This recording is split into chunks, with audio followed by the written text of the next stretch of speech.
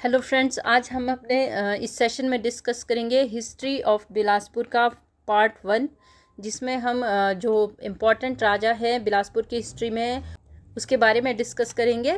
तो पार्ट 2 में जो हमारा रिमेनिंग पार्ट रहेगा हिस्ट्री का, वो डिस्कस करेंगे, और इकोनॉमी ऑफ बिलासपुर दोनों ही सेकंड सेशन में हम डिस्कस करेंगे।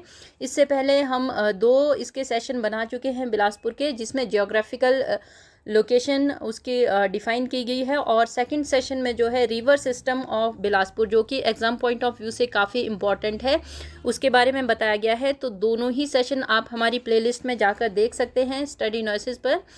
तो आइए शुरू करते हैं आज का ये सेशन। बिलासपुर की हिस्ट्री से जो हमारा फर्स्ट क्वेश्चन बनता है वो है, हु हैज़ रिटन तारीख ए राजपूताना। ठाकुर काहन सिंह ने ये बुक लिखी है। ठाकुर काहन सिंह बलौरिया इनका पूरा नाम था। और दूसरी जो बुक है वो है मुल्के पंजाब, जो कि विनोद ने लिखी थी। ये दोनों ही बुक्स काफ़ी इम्पॉर्टेंट है, क्योंकि इसमें 697 एडी से लेकर जितने भी राजा हुए हैं उन सब का रिकॉर्ड इन बुक्स में आपको मिल जाता है। तो ये दोनों काफ़ी इंपॉर्टेंट बुक्स हो जाती है पेपर के पॉइंट ऑफ व्यू से। थर्ड क्वेश्चन है, who is known as the founder of Bilaspur. देखिए, बिलासपुर की जो खोज है वो किसने की थी, या बिलासपुर की नींव किसने रखी थी। तो बिलासपुर की जो नींव है वो बीरचंद ने रखी थी। वो कौन थे? A cadet of Chanderi Rajput family, then ruling in Chanderi Bundelkhand. तो ये चंदेरी राजपूत फैमिली से ये बिलोंग करते थे, जिनका शासन उस समय चंदेरी बुंदेलखंड में हुआ करता था। चौथा क्वेश्चन है, who build the famous temple of Shri Naina Devi ji. Naina Devi ji, जैसे आप सभी को पता है, काफ़ी फेमस टेम्पल है। तो ये किसने बनवाया था? ये भी बीरचंद ने बनवाया था।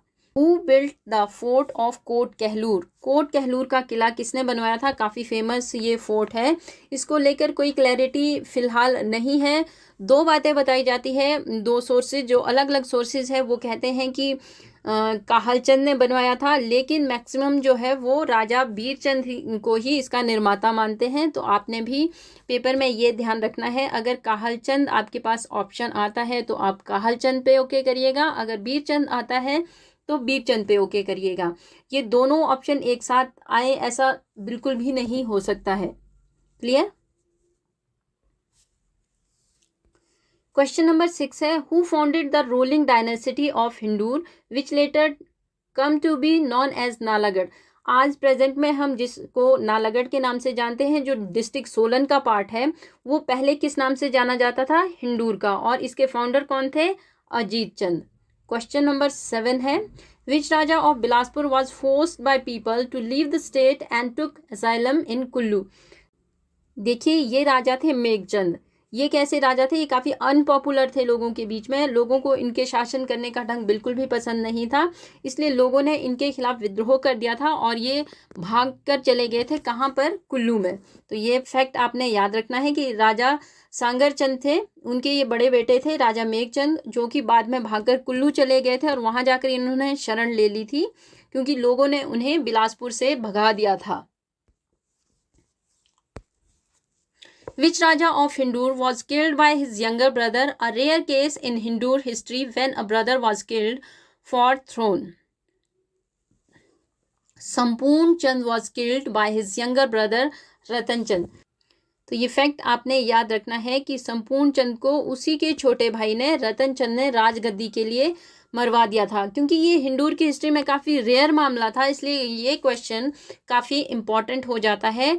कभी हिंदूर की हिस्ट्री में ऐसा हुआ नहीं था कि राजगद्दी के लिए भाई ने भाई को मरवा दिया था, लेकिन रतन चंद ने क्या किया था कि अपने बड़े भाई को, संपूर्ण चंद को, जो है राजगद्दी के लालच में आकर मार दिया था।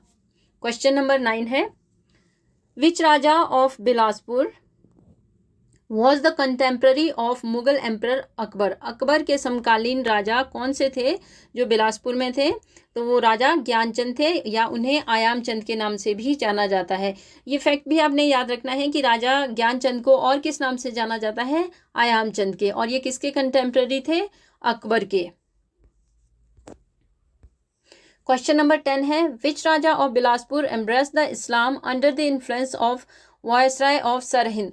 सरहिंद के जो वायसराय हैं उनके इन्फ्लुएंस में, उनके प्रभाव में आकर किस राजा ने, बिलासपुर के किस राजा ने इस्लाम धर्म अपना लिया था? जो पहले हिंदू थे और बाद में वो कन्वर्ट हो गए थे और उन्होंने इस्लाम अपना लिया था, तो वो राजा थे राजा ज्ञानचंद। इनके साथ ही इनके दो बेटों ने, राजा रामा और राजा भीमाचंद ने भी इस्लाम कबूल कर लिया था। इनका एक और बेटा था जिसने इस्लाम को कबूल करने से इनकार कर दिया था और वह जब तक जीवित रहा तब तक वो हिंदू ही रहा था।